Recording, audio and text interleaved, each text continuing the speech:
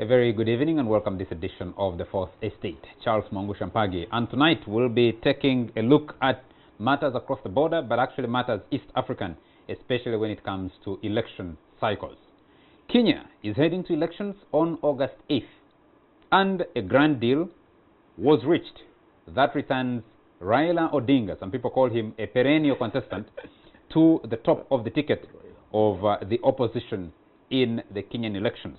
The question is, will Raila Odinga finally break the jinx and arrive at the presidency of Kenya? This is what he has promised. He's promised to break the deal. Raila Odinga promised never again to seek the presidential ticket. He's also promised that this will be he will be a one-term president if he ever wins. So he'll be running a transition, and he said in his acceptance speech at the Uhuru Park during the week, he said, once we arrive in Canaan, I'll hand over. In 2002, Kibaki actually made the same promise. Exactly. But the question is, once they arrive in Canaan, even the biblical Canaan, was the handover voluntary? And Kalonzo Musyoka, one of those veteran politicians in Kenyan politics, especially on the opposition side, as part of the deal, is going to be deputy president. And one guy who is blessed with youthful looks permanently. Yes. And an interesting thing in Kenyan elections is that as part of the deal, the document, the agreement, the grand agreement, this grand understanding is a public document filed at the registry, whereby any Kenyan can go and access it and read the details of the deal. Yes. They can have a discussion about that. So and Musalia Mudavadi is going to take the post of Prime Minister, Premier Cabinet Secretary or Prime Minister, as Ruto, not William Ruto, the current Deputy President, Isaac Ruto, and Wetangula are going to be Deputy Premier Cabinet Secretaries. My panel tonight, Onapito Ekomoloit, I just returned from Santon City in South Africa. He's starting to gray. Eh? He's starting to gray. Why? You don't have hair and you are jealous. At least they can tell my age. They can't tell whether you are so old or you are so young. Onapito Ekomoloit is Corporate Affairs Director at Nile Breweries AB InBev and a part of this panel. Dr. Moses Kisa making a return. Dr. Moses Kisa teaches journalism. Political science. Political science. Yes. And Northwestern University in the United States. Very nice to have you. And you write a column for The Observer for many years. Yeah. It's been 4 long years of writing for The Observer now, and it's a good challenge that I have enjoyed. Good evening, listeners, viewers, and thank you, Charles, for inviting me. It might propel you to political office, so keep on. He's been having serious debates about whether he can be a politician. I am more comfortable Napito teaching politics than practicing it. That's what many said before they joined, so we wouldn't be surprised. And Dismas Nkunda. Dismas is a veteran journalist, if you'd call him that. I always remember Dismas for his exchanges with the then South African High Commissioner over visa issues. Eventually, the Parliament even complained on the same issue, so and the gentleman was recalled back to South Africa. To South Africa. Yeah. Someone was commenting the other day about the actual visa charge and how much you pay when you go through visa handling, which is handling there. Yeah. But we'll not be discussing that tonight. We'll be discussing politics in the East African region, and particularly the politics in Kenya. Let me start with, you're recently in Kenya. Yes. Let me start with you. When you see this latest grand formation, Kenyan politics and Ugandan politics are very much closely related. When there was an explosion in Kenya after the December 2007 elections, that spilled over into the early part of 2008, a lot of Kenyans fled to Uganda, but the position that Kampala adopted then has been a very interesting thing in the kind of relations. Do you think that this presents Raila Odinga with that opportunity he's been waiting for years to become president of Kenya, which actually even eluded his father? Given the little understanding that I have come to learn about the politics of Kenya, and which I follow very, very closely because of the post-election violence in 2007 and the effects that had on Uganda. So I follow Kenya politics quite well. Now, one of the things is that the current deal that is on the table for Raila Odinga, it's couched in such a way, actually, that there was the behind-the-scenes dealing of forming the NASA, which is now taken over ODM, is that it was... NASA is the National Super Alliance. Yeah, National Super Alliance. Just took over from COD. From COD, yes. Yes. Because ODM is still there. ODM is still there, but, you know, they had fronted it at some point. So the point has been that NASA is a deal which Odinga thinks it's a do or die. It's he either gets now the first time in the presidency, or he'll never get it. And like he rightly says, he says that he wants to be there only for one term. However, the behind the scenes, the counter, which is being done by Uhuru and William Ruto. Ruto is also positioning himself right now for 2022 elections. The deal that is struck with the Kenyatta is that Kenyatta would run for 2 terms, and after then he is the running mate. So in 2022, he's planning for himself how he's going to become a president. He cannot at this time, and given the power of incumbents, which you know how it works within the region, that he's going to be able to accept and use all they have the machinery, both that he has the, what do you call it, the Rift Valley, they have also the Mount Kenya group. They are not going to lose, and I don't think that this grand coalition of NASA is going to... They're talking about this grand coalition of NASA and saying, let them come on, we'll give them a 70+1 thrashing. That's what actually Ruto said. He said that you bring up the elections ahead so that we can beat them 70+1 immediately, because they know the weaknesses. They have started actually trying to play into them and telling them that this is going to fail. They are trying to see where they can put in sparks so that it can scatter. They are trying to woo a few of the most important people that have been taken care of in NASA. They are questioning the deal, because the deal itself says that they are going to create positions which are similar to prime ministers, which had been abandoned in the 2010 constitution. Ona, let me turn to you. This politics of deal making, the Kenyans in the East African region have emerged as champions of this, actually. Does it work for them? Yeah, I think it works for them. It's a fairly admirable kind of brand of politics, because one, there has been a death of the strong man, which is both good and bad in some contexts. But it's generally believed that strong men are not good. Of course, maybe in Uganda you can argue otherwise. Your former boss is watching, so I mean, the Ugandan strongman, it seems, might be an exception. But generally, it's believed that you better have one lion than southern rats. But in Kenya, looks like a southern rats is their mode of politics, and it's working for them. And it's quite exciting. It makes politics sort of about ability to strategize, you know, ability to convince others, you know. Okay, a bit of money has to come in, but it really gives everyone a chance. And for Odinga, I think I love the phenomenon called Odinga. First of all, the persistence, the pride.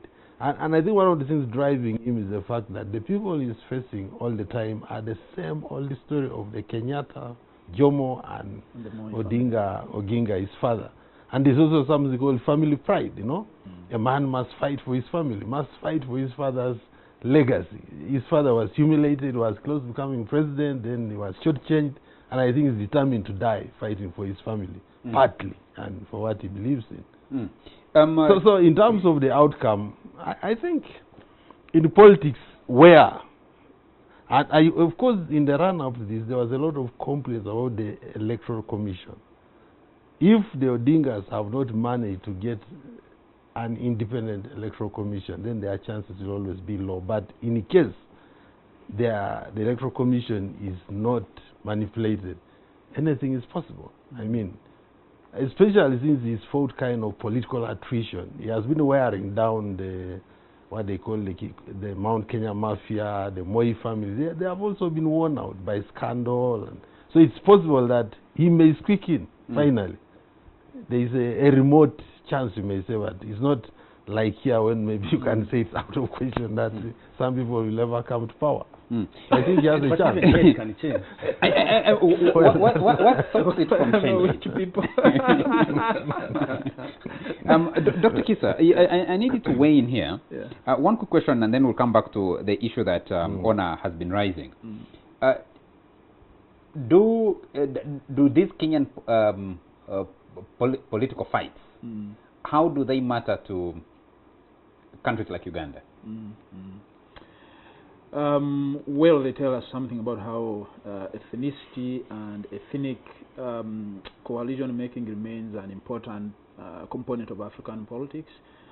It is an issue here in Uganda that the ethnic card and ethnic bloc politics does play a big role in eventual outcome of elections. It's more pronounced in Kenya, as you know. There are basically 4 major ethnicities in Kenya that pretty much determine election outcomes. You have the Kikuyu, the Kalenjin, the Luo, and the Luya. Now, Uhuru Kenyatta has his Kikuyu ethnic bloc behind him, and he also, as of now, still has, I think, the Kalenjin, whose leading power broker is William Ruto. And then, of course, Raila Odinga has done a very good job of holding on to his base among the Luo. And then now he seems to be making inroads in getting the Luya. The Luya have historically been rather elusive. They tend not to vote as a full bloc.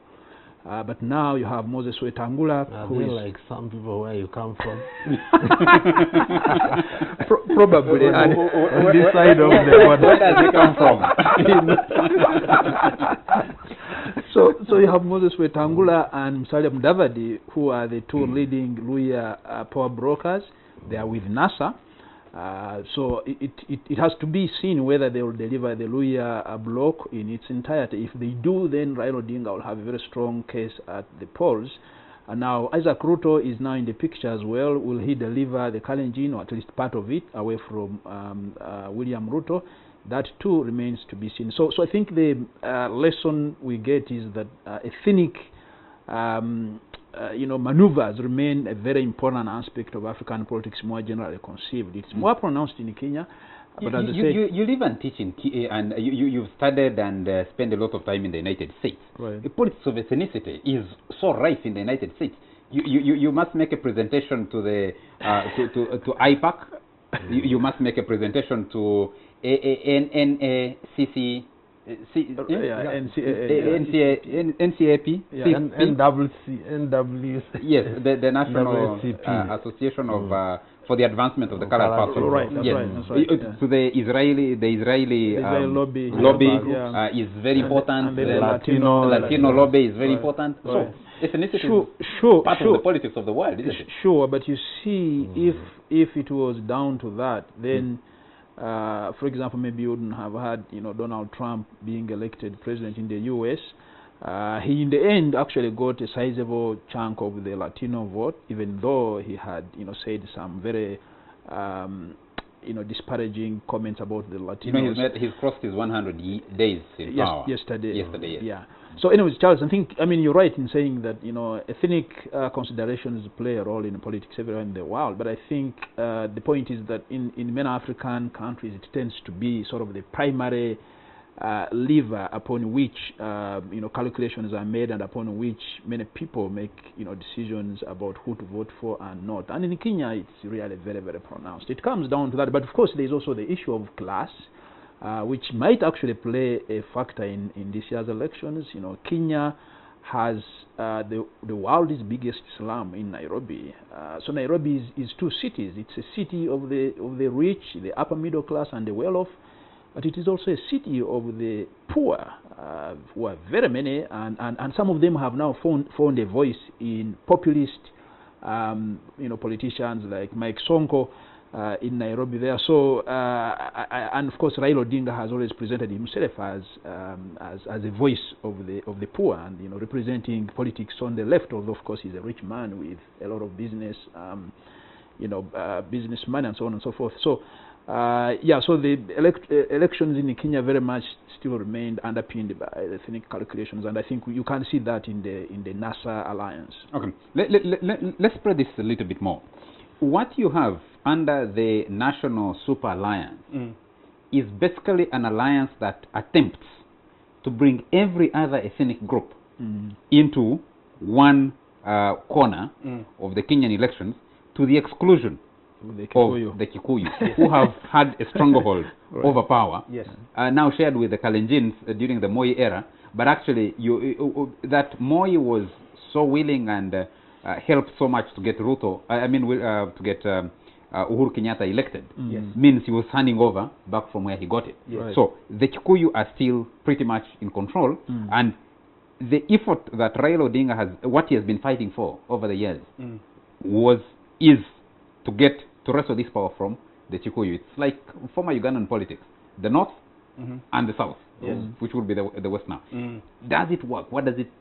How do you think this time round they can afford to isolate the Kikuyu? Like Dr. Kisa just said, one of the elements that is playing out is actually that there is a deliberate attempt by NASA to be able to tap into the vote in the Kalenjin area, because in the last election, in the election where Uhuru became the president, the one who delivered much of the vote that made him get to power, the Jubilee government come to power, was the vote from William Ruto from the Kalenjin group. So Kalenjin also has been an area that has been considered, because that's where Baba Moi comes from, and he has been in support of everything, and he's like they call him a professor of politics. He understands exactly what kind of advice to give Ruto and to give Uhuru, what exactly they should be doing and how they should outmaneuver and play these other tribes against each other so that they could still win. Now, the Kikuyu are one block given, but the one area that I think they are not very sure about is they can't get any votes from the Jubilee, from the Luo. They will not. They are going to get a bit. Kisa, maybe you know better than me. I don't know the depth of Isaac Ruto within the Kalenjin, and how can he be able to divide that vote so that they can have so that Ruto would not have the entire majority that he had got in the previous election. So you have two Rutos, not related, no, they are not related, different sides of the divide. Yeah, and they are from the same tribe. Related ethnically. They are ethnically related. They are all Kalenjin. So that's where the problem is. The second other important aspect is the coastal area. The coastal area plays an important role in the NASA group actually. This is where they're going to get because they have consistently been supporting Raila Odinga in all elections that he has stood for in the last few years. So what happens then is the Jubilee, knowing what NASA is currently given their strength, Jubilee is going to use different tactics to be able to wrestle this. They know that if they're not serious, they might be outnumbered and beaten out of this one. So they're going to use different other tactics of betrayal, tactics of using money, the real dirty politics that we use in order to get to power. And perhaps they will be getting some advice from Kampala. Where will Kampala's advice be going? Because look, I think Kampala's advice is informed by the grand regional dynamics of East Africa. I remember since the 60s, actually Kenyan and Ugandan politics were relatively fused. There was always cross-border fusion of Kenyan participation in Ugandan politics. Even there was time when I think when Kenyans were active, maybe in UPC and what have you. So these things have a history. So the fact that Kampala is not, I mean, Odinga's rise to power, I'm sure, can be interpreted to mean some forces inUganda may either gain or lose. So I'm sure Uganda cannot stand by. And of course, we have the. Why are you calling those things? No. You've been closest to the center of power. You've worked very closely with President Yoweri Museveni. Not for the Kenyan issue. in 2006, the 2007 election, one thing stood out. When no one else in the world was sending a message of congratulations to Mwai Kibaki after winning that chaotic election, Kampala sent a message of congratulations. And there was an effect because the supporters of Raila Odinga in the Kibera area uprooted the railway line, Coming to Uganda. disrupting business coming to Uganda. Traffic was affected, goods were affected. By 2011, when President Museveni was seeking re-election, he brought Raila Odinga to stand on a podium with him in Eastern Uganda and campaign for him. He had been with, he's been one of the biggest supporters of Uhuru Kenyatta and William Ruto during their troubles with the International Criminal Court. So he's tried to play both sides.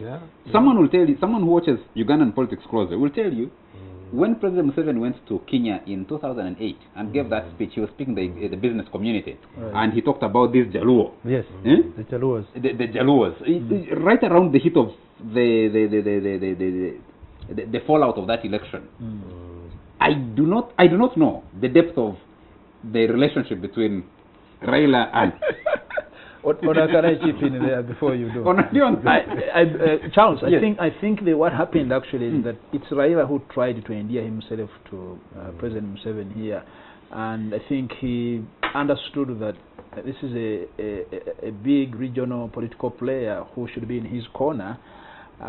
So he's coming here in 2011 through Mike Mukula and some of the connections he has here. I think it was an attempt to try and reach out to President Museveni and have him with him.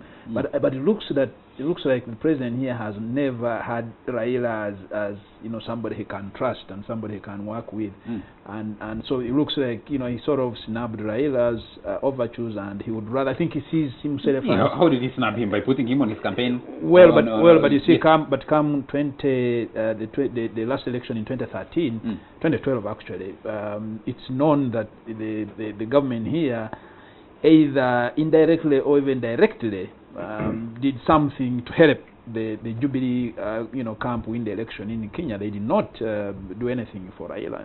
Look, I think the Ugandan system is fairly well informed on what's happening in Kenya. First of all, we all know that Kenya is strategic for Uganda in terms of access to the sea. So at any one point we want the route to be open. And I'm sure the government here would have enough information to know who is actually having a fair chance to consolidate. And they would have to align accordingly. You didn't want to align with the fringe force.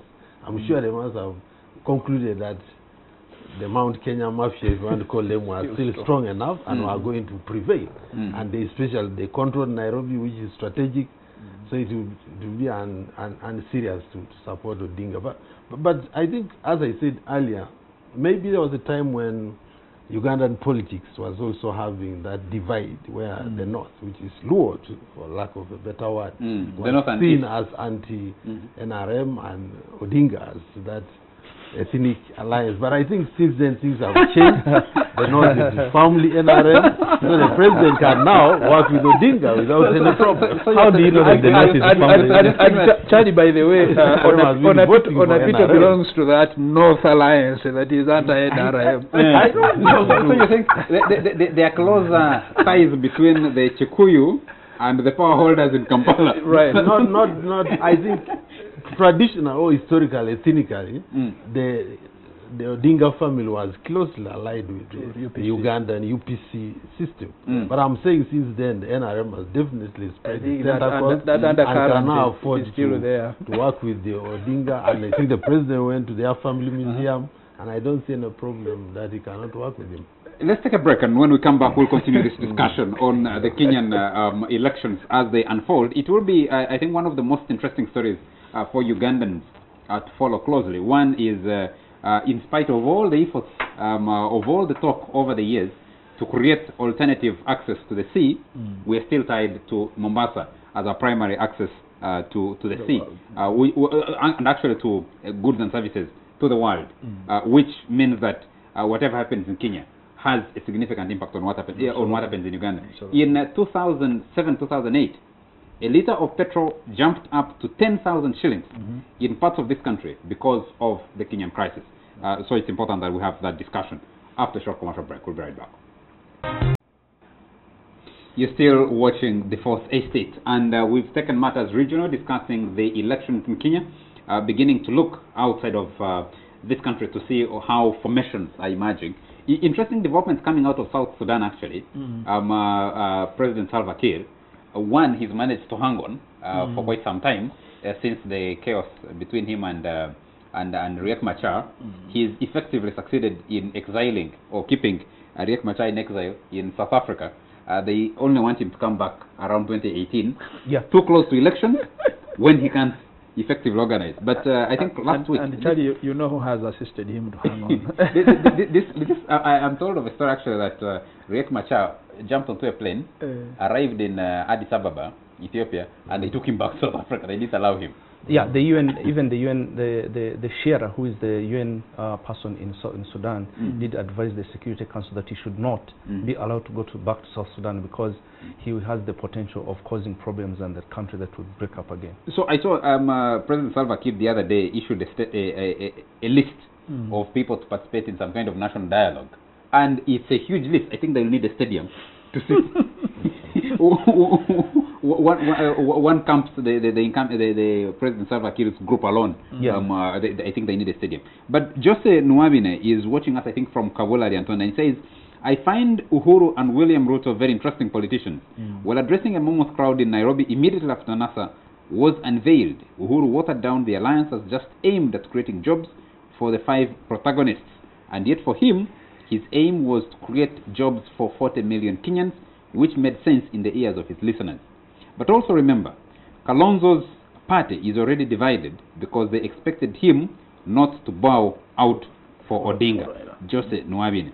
When it comes to promises by politicians, saying you want to create 40 million jobs for Kenyans, that's almost the entire Kenyan population. Seriously, if you look at William Ruto and Uhuru Kenyatta's scorecard over the last 5 years, how does it compare? Does it give them any serious advantage? Yes, they have managed to move over the what do you call it? The thing that was hanging around their necks over the ICC indictment. Yes. And they got a lot of help from Kampala to manage over that indictment. Do you want to come in, because I know you have followed you follow international justice more closely than others? So what was the question? No, I'm saying, if you look at their scorecard and these promises to the population, yes, do they actually hold? Justin Wabin is talking about a mammoth crowd. No one could beat the crowd that the NASA put together. I mean, you can see from the picture here, that crowd of NASA is quite a very huge crowd. But you know, in politics, Onapito is the one who likes saying that. In politics, people can twist around words and say, I have the biggest number. You remember in the last elections here, people were fighting over who has taken the best shot of which gathering of people, and even complaints about you people, journalists who are covering the election, saying you that you are taking pictures which are biased. You talk to Onapito when he was still presidential press secretary. He knows the politics about crowds and camera angles. We have deep crowd. We had deep crowds. That's all I know. They were using drones. There was a particular picture of President Museveni looking for his Kisanja. The first time he was looking for a Kisanja. So I think the journalists were struggling to find the proper angle to feature the president as a presidential candidate and also his crowd. So they put Museveni with just a few people scattered behind him, but with his Kisanja prominent. So the Kisanja is the one which covered the people. And they were living from State House Chadondo to the campaign offices. So the question of the politics of crowds is something that is not necessarily which should attract us. It's what exactly the people are promising and what might happen in between the different deals that happen. You mentioned something to do with the Wiper, the political party. There has been disagreements. The political part of West Angola. Oh yes, there has been disagreements actually in that party because the Secretary General has been quoted saying that they don't agree with the NASA deal. So you can imagine even at that level things have started, pulling a few strings so that they can make the NASA deal look very not very serious at just stay with that. Where would you place Wiper among political parties in Kenya? Because there was a time here when opposition was attempting to create alliances in Uganda. You would have John Ken the man, yes, with his Conservative Party, yes, being put as part of the bigger parties coming into alliance with the Democratic Party, for example, the Uganda People's Congress. Then would you say that Wiper is among those Yes. Major power brokers. Absolutely, yes. And that's the reason that if you look at the 5 individuals that they have picked, it is Raila Odinga, it is Mudavadi, it is Kalonzo Musyoka, it is Wetangula, and Isaac Ruto. And each one of them, they have a political party behind them. Yes, but how strong is that political party? No, they are not. They are not. Yes. They don't have the same national appeal as, for example, if you would say how Jubilee is. They are small parties, but they have, like Dr. Kisa said, they have particular regions they control, and therefore they are useful in adding so many small scattered rats, like Onapito call them, in one basket to see if they can be able to succeed under NASA. Ona, let me come back to you quickly. You raised the issue of ethnic politics, and Dr. Kisa was talking about it.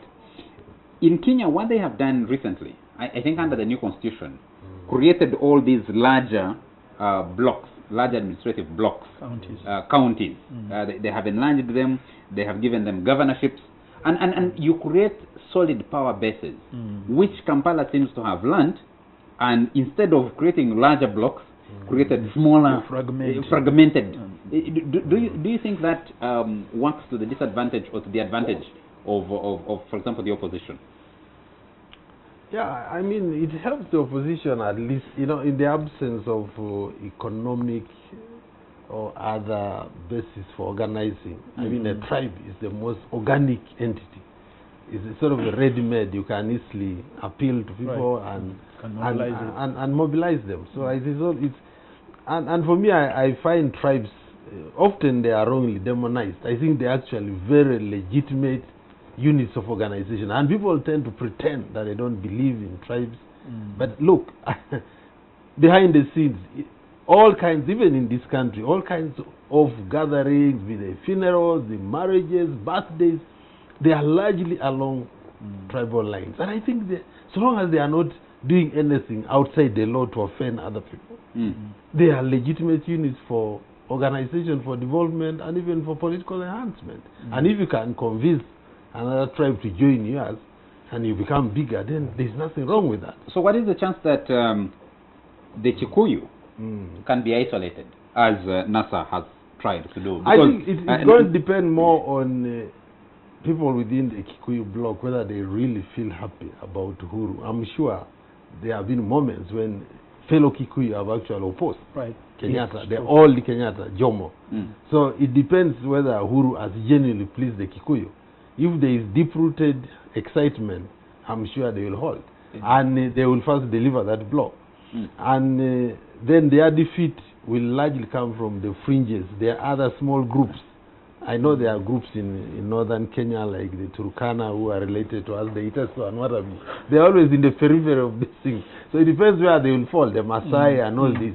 If they are happy with especially the economic happiness is always relative, but if there is a feel-good factor within the country, then I think Uhuru can still succeed. But if people are not happy and there is no rigging, Odinga can...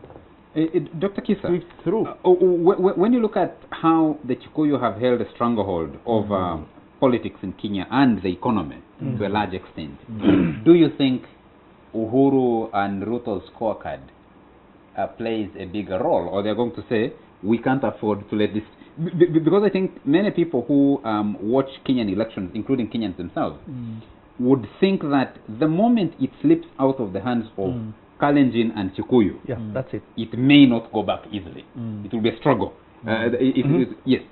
And that's why the power of incumbents, the advantage of incumbents will play a very, very big role in this race. Uhuru Kenyatta has the state at his disposal, and I think he will use it.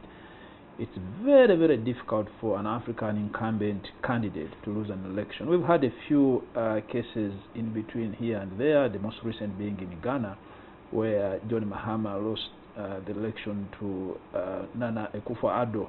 And of course, earlier, good luck or perhaps bad luck, Jonathan had lost to Muhammadu Buhari in Nigeria. But as I said, I think that the Nigerian presidency is also has needs to be cleansed, because Buhari is his health is very bad, and you know the man who Jonathan succeeded had died, Yaradua, Musa Yaradua. So anyways, I was saying that the Kikuyu as an ethnicity have historically, had power, both political power but also economic power, and a lot of it is also tied to them being able to leverage the state, and I don't see Kenyatta, regardless of his failings, easily letting power slip away, especially to Raila.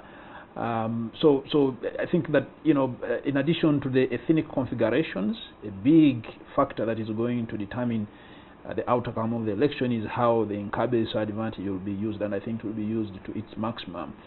But I also wanted to comment, Charlie, quickly on the issue of what makes Kenyan election interest many people is the likelihood of violence actually, breaking out.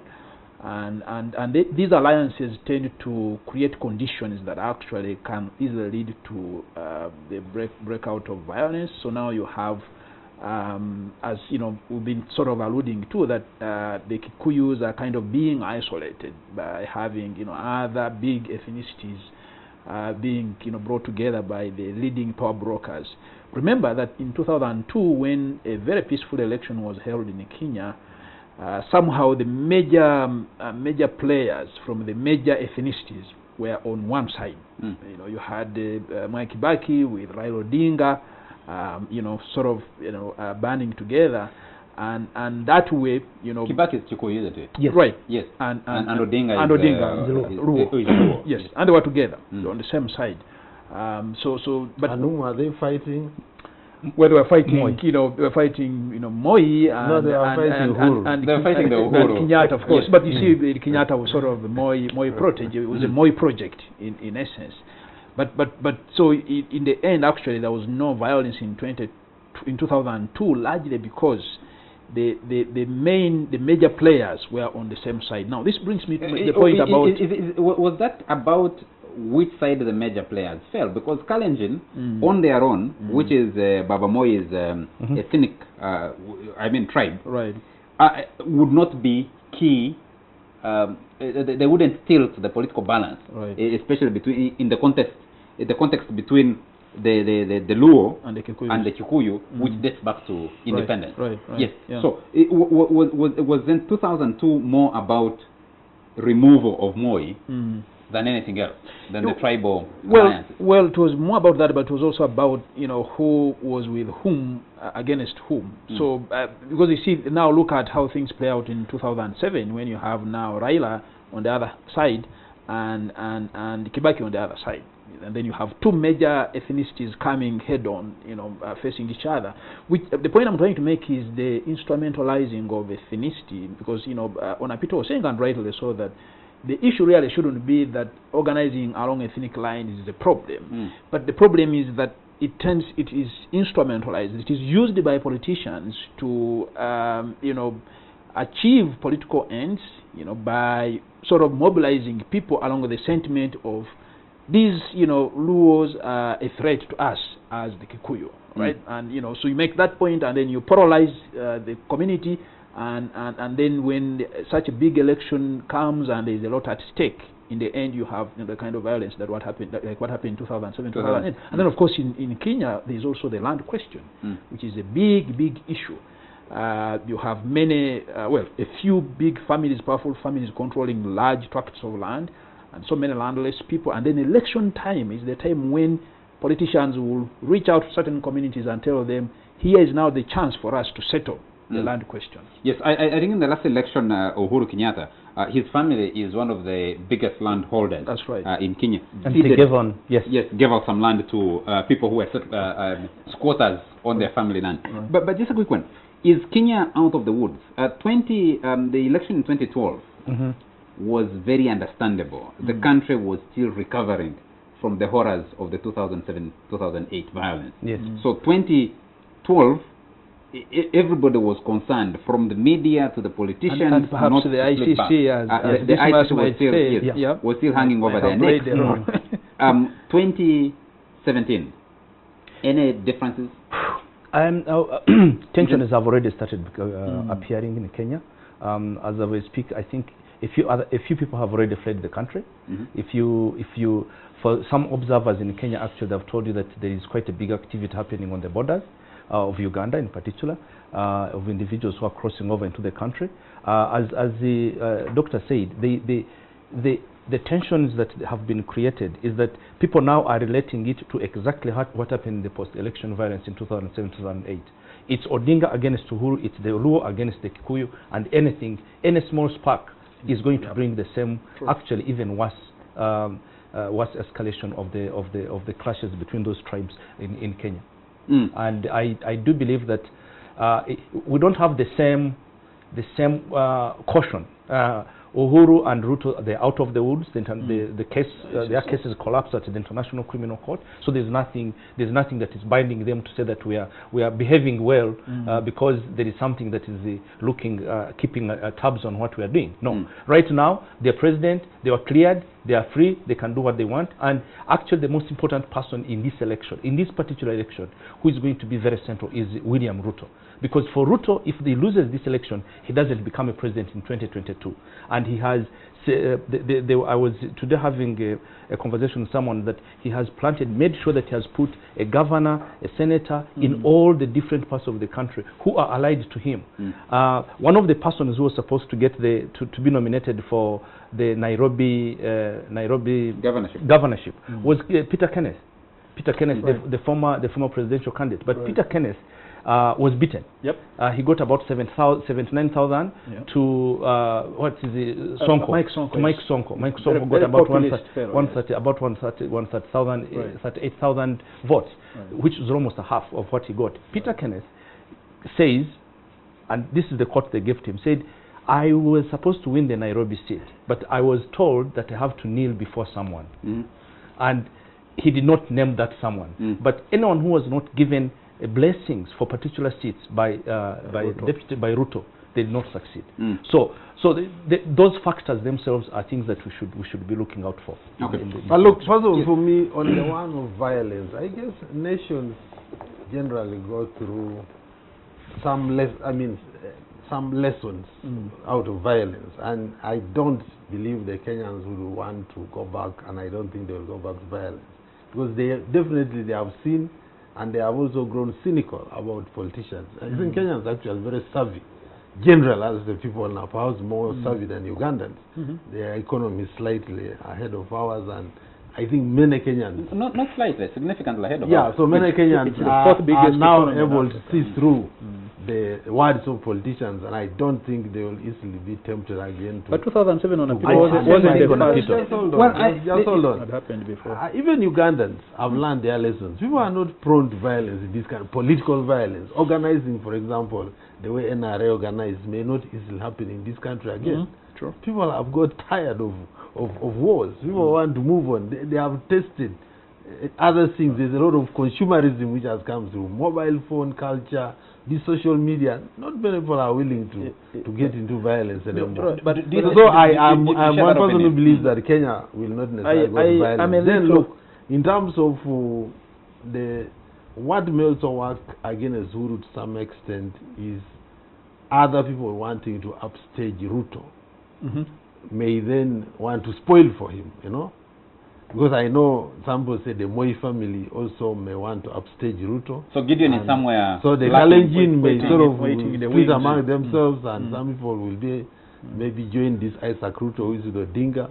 So it may split the Kalenjin bloc and take it away from William Ruto, because I don't even think the Kikuyu themselves may want to hand over to him. They might feel they have learned some things from him which they are suspicious about, and may want to get someone else from themselves, or someone they can control more. And when they thought they would control Baba Moi, when he took over from Mzee Kenyatta, they controlled them. He ended up controlling them. Can I say that? Charlie, can I make two quick points in response to what Ona was saying? First of all, 2007-2008 wasn't the first time.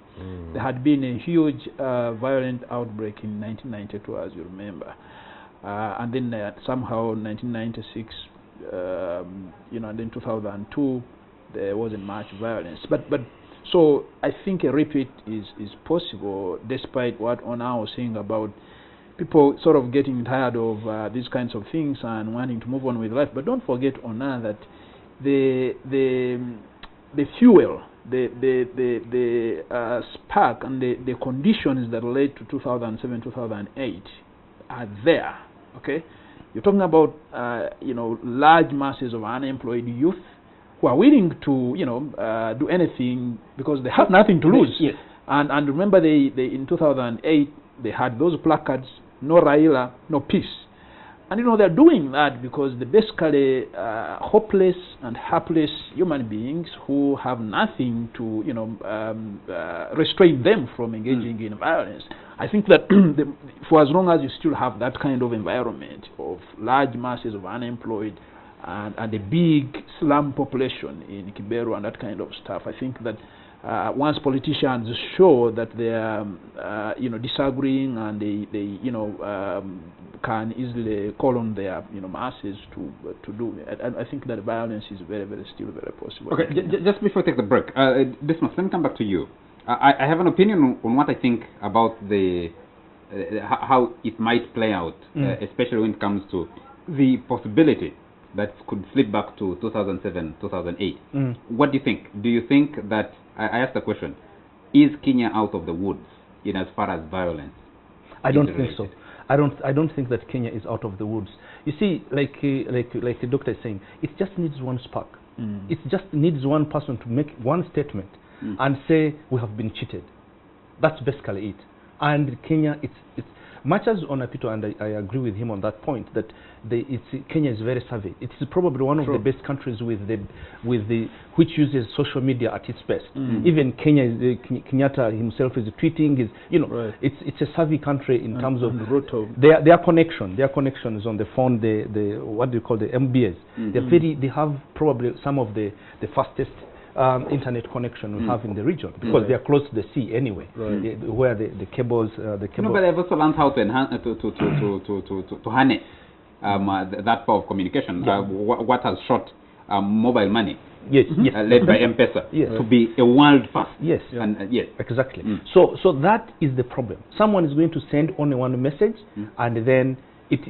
But they also invented, or they also came up with apps that could help mitigate the effect of the violence from 2007. Oh yes, I know the gentleman actually. It's called Ushahid who have developed this. It's called David Daudwere who have developed that. But you see how many people do have those things in their hands across the country. Don't worry about the spark coming from social media. Uganda has invented something called switching of social media, which I'm told is being copied in many countries. So they might get the example and close the media also. I mean, we know. You mean that the ED at Uganda Communications Commission is a very important person for Kenya now? I think so. They are consultants. Just before we take a break, gentlemen, the reason I think that Kenya is not out of the woods, 10 years in politics is a very long time. And the considerations you're making, people are sensitive if they have a bigger stake in that economy. For as long as the majority are not part of that economy, they're actually struggling. What you saw in Nakuru, people looting in broad daylight, in Nairobi, in that Kibera slum, are things that I do not think Kenya has gone beyond. No, not at all. Because the life of the people, well, the economy is big and it's growing. I do not think that a majority of the population... It's not an inclusive economy. The economy is in the hands of a few. Even the names they were reading... but also remember again, I think a lot of things are being... Again, Uganda managed this kind of fears after this last election of 2016. I don't think Kenya is incapable of learning those lessons. You deploy the armed forces because these are acceptable things now in the era of terrorism. No, but bring the armed forces out. They are controlling terrorism. Al-Shabaab is close by and paralyzed the will the Kenyan defense forces come into play? Like they have stayed out like most unlikely. I think on the argument of Al-Shabaab, because now you say Al-Shabaab can take advantage of only Uganda which can do that on a people. Other countries it's been done. Tanzania did it, you know. But there's also the issue of the land question, which I raised earlier. For as long as you still have a society where many people are landless, election time presents an opportunity for politicians to say, now we have to settle the land question. If you vote Raila Odinga, the issues of land are going to be solved. And if Raila Odinga says, I have been cheated, then it means the spark for violence is right in front. And if you're talking about land, after the settlers, the settler community, the white settler community, the other biggest landowners are Kikuyu. Yes. Isn't it? And you have had some violence recently, especially attacks on game parks, on private game parks. Yes. I think they shot and killed 2 white settlers. Yes. In the recent past. Let's take a quick commercial break, and when we come back, we'll be opening the line. I just want to take a quick poll of my panel on whether we discuss Rwanda, which will also be holding elections, selections, or endorsement, whatever you want to call it, also in August. So there are 2 countries in the East African community that are going to be doing elections in the same month. Or we bring the matter a little bit more domestic. And the third option is we discuss the Raila Odinga phenomenon. What's your take? What's your pick? Ona? Domestic. Domestic. Okay. What's your pick? Me too, domestic. I think you outvoted already. Yeah. I just lost. You just lost the election. Let's take a break. When we come back, we'll be returning matters domestic. Welcome back to this last segment of the Fourth Estate. And Wamboga Mugiria is watching us, and he says, you and the panel have cited politics of alliances, ethnicity, a bit of economic and regionalism as key factors influencing issues or agendas in the current elections. However, I want to bring in a bigger economic question. Corruption, mainly big-time swindling of state coffers. What does this mean in the victory, loss, or hold on to power in Kenya as that nation braces itself for another round of semblance of democracy? Do you have an answer for him? Dr. Kisa has. Yeah? Maybe. Maybe. I mean, corruption definitely has been very much at the center of Kenyan politics. And of course, the current government has been faulted in that regard as well. I think that Uhuru Kenyatta has done very little to push back against official corruption. I don't know how big an issue it's going to be in this election because it's been, I mean, you can't say it's an old problem. So I don't think that it tilts the balance of things in any significant way because it's an old factor. Okay. And Nteja Simwe, who are also watching us, says, Besigye is to Uganda as Raila is to Kenya. Both are politically unlucky, and they may never sit in the topmost office of their respective countries. Starting with you, sir. I agree with him. It seems that I think he has put it very well. I don't think that good thing is saying they may never, but they may. So may is 50-50. No, I think what Nteja is questioning is what are the chances that Ruto will actually, Raila Odinga will finally. I mean, I think we have answered. He's offered it his last chance. Yes, I think we have been discussing this. We have given the various scenarios of what might happen in this election. If they manage to dismantle the Kikuyu, the Mount Kenya, and the Rift Valley group, and they divide perfectly well the Karenjin vote, most probably he can become and hold the Luya, the Luya block. Yes, Ona. Raila is to Kenya what Besigye is. No, Besigye is to Uganda what Raila is to Kenya. No, I don't think the comparison. I mean, first of all, in Kenya, you don't have a strong man. So it's obvious that there is a chance, more than mathematical, of one winning an election in Kenya. Here, it's almost a close deal. I'm sorry to say that. There's no chance. Is that what you believe, or it's just because that's what the reality is? That's what the reality is. I'm just being a realist on that one. That 2021, so long as the main candidate is on the ballot, it's anybody's just it's a given. Okay. But well, there's been staying power.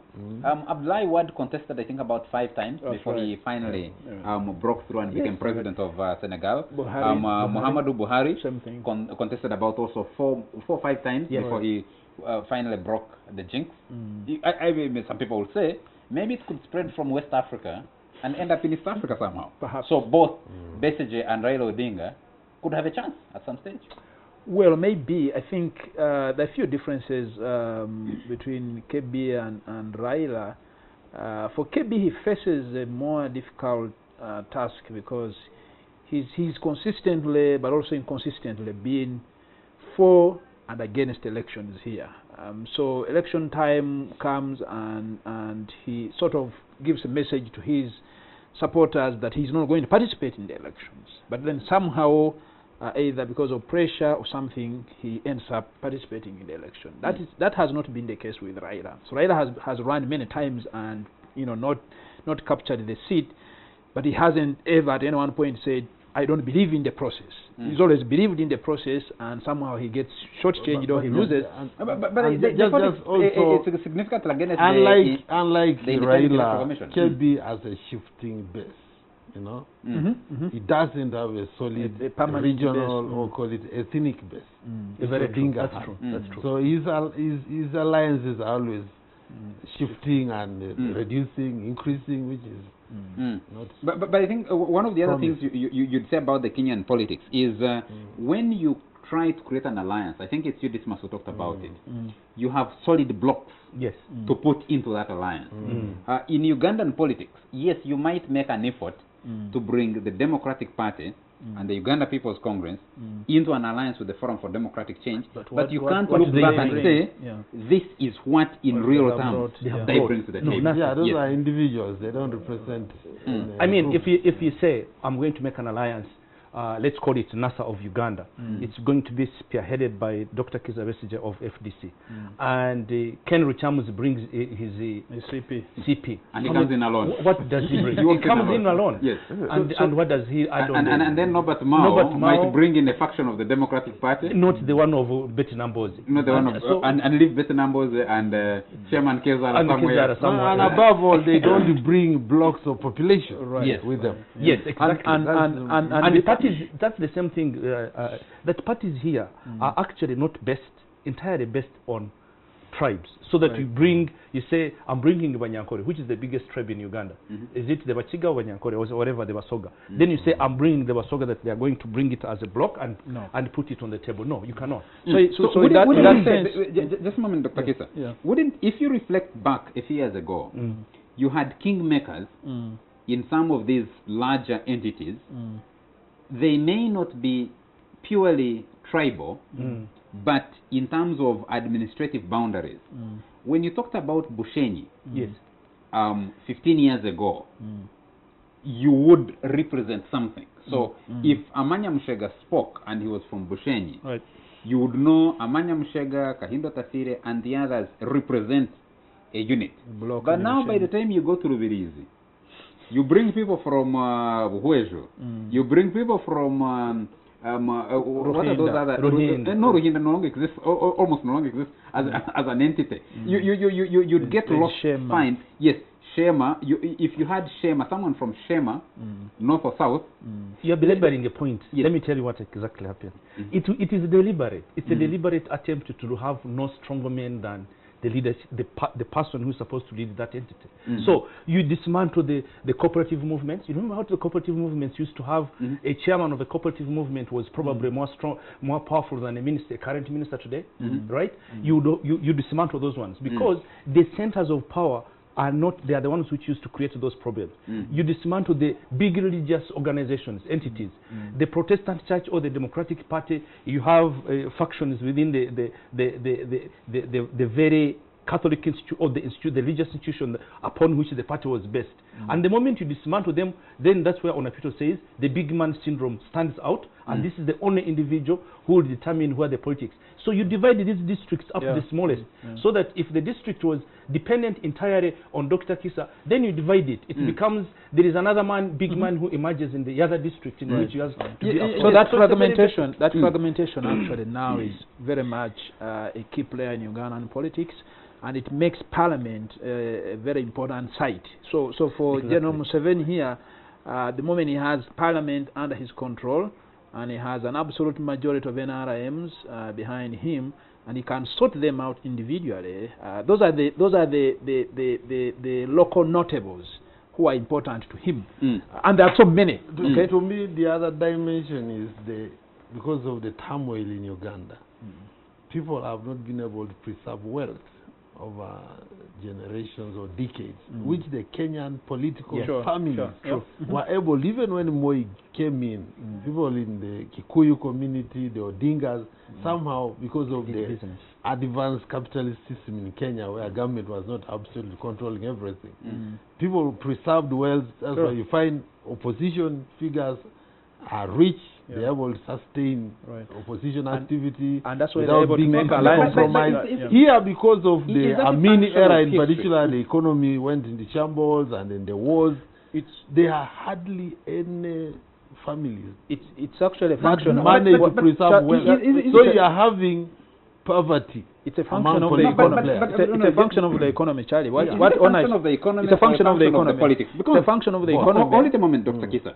Is it a function of the economy or politics? When President Museveni took over 31 years ago, there were some rich families. Yes, they had been significantly disorganized by the years of chaos. But look at the period between 1980, the period of the war, to the period of taking over, and 30 years of peace. And you cannot point to solid economically successful families or individuals that have emerged and have the ability to play a role in politics. Is that a function of the economy? Is that a function of previous wars? Or is it a function of politics as well? So it might be a function of many things, both history and politics, but ultimately what we're talking about is the structure of the economy and the impact the economy has on politics. So in Kenya, there's actually an American political scientist, Leonardo Ariola, who wrote a very incisive book about how ethnic coalitions work in Kenya and fail elsewhere in Africa. In Kenya, they work because you have the ethnic coalition actors who have strong business interests, and they're also kind of freed from the state in terms of sources of financing. They are not dependent on having to get state resources. They're able to get funding from the business sector. So in other words, the business sector in Kenya is not so beholden to the state, not very controlled by the state, such that it can fund the opposition, which is different from here. I mean, here it's very difficult for the private sector in Uganda to fund opposition coalitions. So that, I think, is a big difference. Now, how it came about, you can say it's the history of capitalism, how it evolved in Kenya. You can say it's maybe also the history of Kenya not having so much,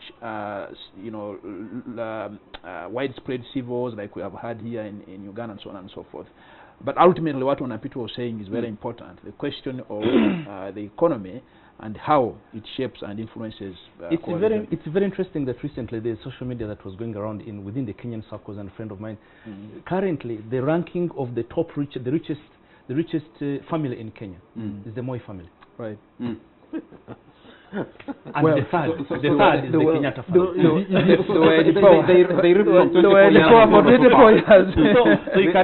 It validates the whole point of the teaching family being the richest family. But I think it would be interesting for a special academics or academician, which is the correct word. Academic, like Dr. Kisa and yourself, to invest a little bit more in studying the Ugandan political economic structure. Because I honestly believe that when you create these small entities called districts, I come from Toro, and in Toro, in July, Bunyanga will become a district. So Adolf Mwesige ceases to become a big man in Toro because he gets confined to Bunyanga as a constituency. Just like it happened when Tom Buteme was a big man in Toro politics a few years ago. The district got divided. He ended up in Kienjojo. He did not stop there. His constituency. Now he runs a small entity called a constituency, and you can't say that he's a key player in Toro politics and can influence things. He might try too, but when you create that, but also the subdivision of, of the economic benefits of sustained peace. So this is you can't point them to say, this is a family, it's built its money, and after building its money, it's able to play a role in politics, whether as a sponsor or active participant. But Charles, that thing has been there. It has been there. Honestly, it's only that the analysis probably it requires someone to write a dissertation and be able to explain it. But the analysis of exactly what has happened in this country to make small entities, big entities look very small. It's very clear, absolutely very clear. Be it religion, be it the cooperative unions like I've explained. Religion, let's go to religion. You have the Muslims, you have a Tabligh sect. Did you used to have it? You have the Catholics, you have the charismatic. No, before you go to the Tabligh sect, you have Kivuli and all the Kampala. in Catholic, none of them have the same benefit. Exactly. You have the Catholics, then they bring in the charismatic. You have the Protestant church, which all used to be very strong entities that supported the particular political entities. The Protestants, you have the Pentecostal church. Isn't it now one of the biggest players in this country? 77 dogs. Thank you. So the answers are there. Let me take a message from some of our viewers, and then we'll bring this discussion towards the close. Let me see, someone here is saying, yes, Mbonye Alex says, thanks for the show. I admire the politics of Kenya because there is no tribal pretense. Unlike here in Uganda, where people on the dining table attack anyone talking about them as sectarian. I think he's right. Thank you, Alex. And Edmond is watching us, and he says, please consider that it is believed that Raila actually won both the 2007 and the 2012 elections. It is the impunity of the managers of the process that had him fail to be declared winner. I do believe he only needs strong men in his team to get involved in this management, and I think in the management of the election processes in Kenya. And Burite Joseph is watching us and says, I don't know if Baba Odinga has the fire within him. He's 76 years? 76 years old. Family tragedy seems to have bruised him so much, although it might attract sympathy votes for him. The threat for Uhuru among the Kalenjin was posed by Gideon Moi, but Baba Moi reined in on him after talks with Mama Ngina. Isaac Ruto is no vote splitting threat because the Kalenjin still accuse Odinga of betraying them at the International Criminal Court. It's anyone but Odinga in the Rift Valley. Thanks for the show. Burite Joseph. I think Burite has been, I think he follows Kenyan politics very, very closely. And you can see some of those things playing out. Gentlemen, we need to come back closer home. Let me just take another message from Wamboga Mugiri. And he says, Dr. Moses Kisa, you ask, what will the youth have to lose? Large masses of unemployed Kenyan youth will have a lot to lose if they don't undertake violent acts. That is ill-gotten money at the disposal of many politicians. Some money will drive the youth crazy via alcohol, weed, vehicles, little cash and promises of jobs after the polls' victory. What if they are not successful in the side of the promiser? Where do such fired-up youth go? You recall the death squads that marauded and ravaged lives in Nairobi after 2002? Those are some of the after effects of elections in Kenya. Right. Gentlemen, bring the show towards a close. That is famous or infamous handshake, presidential handshake. Now, in Uganda or in Uganda? Kenya? Okay. President Yoweri Museveni meeting the Parliamentary Committee on Statutory Authorities and State Enterprises, COSATA, which is investigating the 6 billion handshake, says he was misadvised. One, he offers to pay back the money. Number two, he says the misadvisors should be punished. Should be handled as the law requires. Honor. Begin with the president's man. Yes. The president's man. Well, I think the president was following the law, listening to parliament, but I think he was also playing politics. President Museveni understands the parliament of Uganda. He knows that they want to be puffed up. Yes, and I could hear the chairman of COSASE later feeling they are empowered. They are empowered. The president has listened to them. The president has promised to act. Of course. I mean, it's like a father in a family. Two kids come crying to you. And he said, please, I'll Big give man. them okay. Most of them go away happy.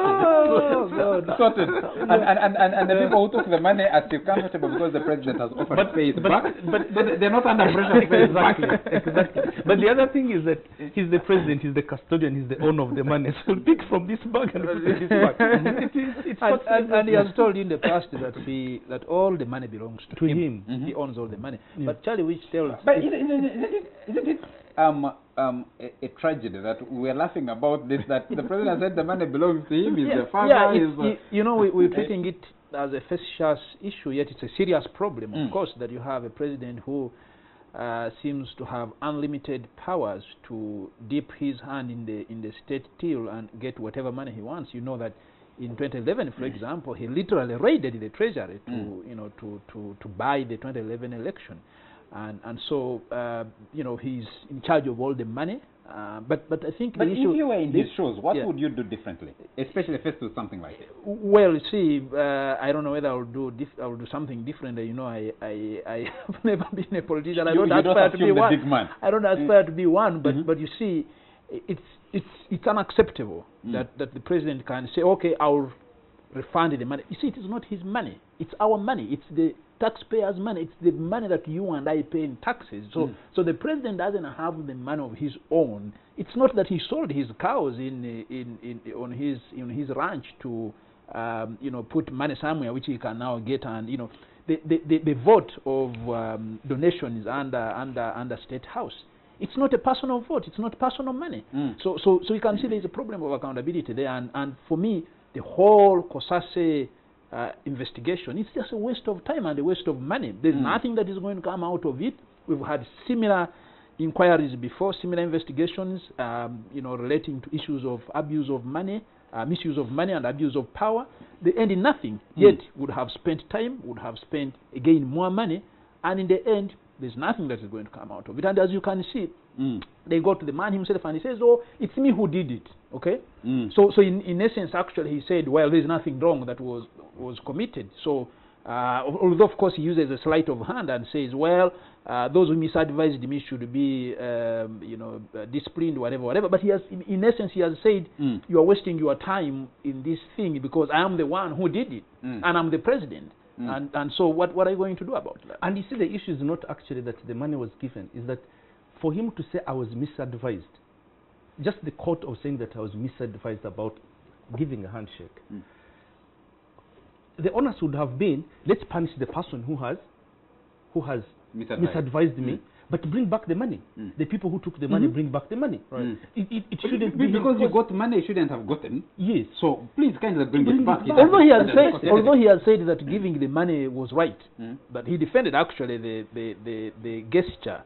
Although he doesn't talk about the fact that the people who were given money actually solicited for it, which is where the real problem is. The problem is that those who got rewarded that money started the process of pushing for it, pushing for money to be paid to them for work they did, and they had been paid. They were, you know, civil servants working and earning a salary and earning allowances, and then they go ahead and solicit for more money and sort of, you know, play the game there.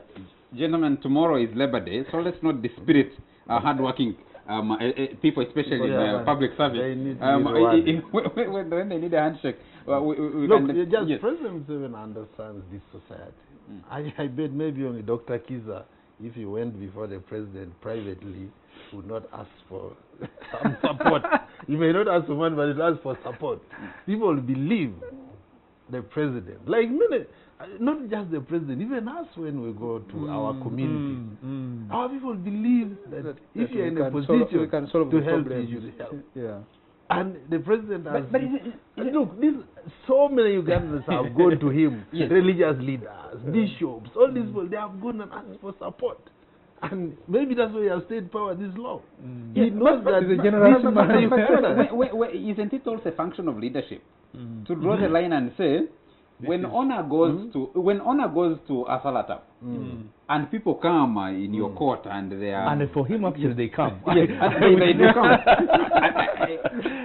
I don't know if they would come if he had remained a journalist, but your brief sojourn into politics maybe might have attracted that. But they come to you. You know where, even if you went to do work for Nile Breweries, AB InBev, you know where Nile Breweries AB InBev support would stop and where to begin. to farmers growing a puripuri, Yeah. and you know where Onapito's Onapito and family resources begin and stop. I think that makes a significant difference, and I think it's a critical function of leadership. True. To say, yes, okay, if questions have been raised about this money, where it came from, it's not to say, I'll just return it. I'll just return it, and because you're pulling from one vote and the other vote, and we'll punish the misadvisors. You're not solving the problem. Yes, misadvisors are punished not by the criminal justice system. They are punished through administrative action. I think. I think that's. But that's where you need rules in place. And you know, the other gentlemen, day our time is out. We need to get out of here. Okay. It's 10 years since the death of Noble Mayombo. So the Toro Golf Club, to which he was a member and a very generous benefactor. Patron. A patron, yes. Organized the tournament yesterday, so they had a tournament in honor. But it's amazing to see how the death of Mayombo was handled immediately after he passed on. And now 10 years later, you ask about what happened to the Mayombo Fund, what happened to the Mayombo annual lectures, what happened to Mayombo this, all of those have disappeared. And then another tragic death this morning of someone, Mauda, working at the formerly working at the Uganda Registration Services Bureau, who crashed in an accident in Masaka. And you look at it and are wondering. And I also understand that a former colleague, a former journalist at Radio 1 and wife too, a former Radio 1 journalist and BBC journalist, Alex Jakana, Penny Tinditina, the body arrived in the country, and I think burial will be on Tuesday in Uganda somewhere. So those tragic events happening at the weekend, I mean around this last over the weekend. Our time is out. We need to get out of here. A very happy Labor Day to all the workers, everybody who puts in an honest day's work every day. Tomorrow they will be marking that. And thank you very much, gentlemen. Yes. The clarion call was, you have nothing to lose except your chain. On Labor Day, the workers were the communist slogan, workers, you have nothing to lose except your chain. And if you've given yourself to work, sometimes you're chained yourself. Thank you very much, Fana. Thank you very much. Labor Day is the day of unchaining. Thank you very much, if it actually is that. Thank you very much, Dr. Kisa, for making time for the show, and thank you very much, Dismas, for making time for the show. Thank you very much to you, all our viewers, for joining us tonight and always, and especially those of you who gave us feedback. Apologies, we're not able to open the phone line for you to contribute, but maybe next time we will. And from the discussion inside here, maybe we'll need to have a discussion about the Rwandan election. My panelists don't believe that there is an election worth discussing in Rwanda, so I can announce to you, they don't believe there is an election worth discussing in Rwanda. Maybe that is what exactly we need to discuss. To discuss an election that is not an election. Yes. Okay. Maybe we need to do that. We'll discuss elections in Burundi, elections in South Sudan, elections in Tanzania, so that we can also discuss elections in Uganda.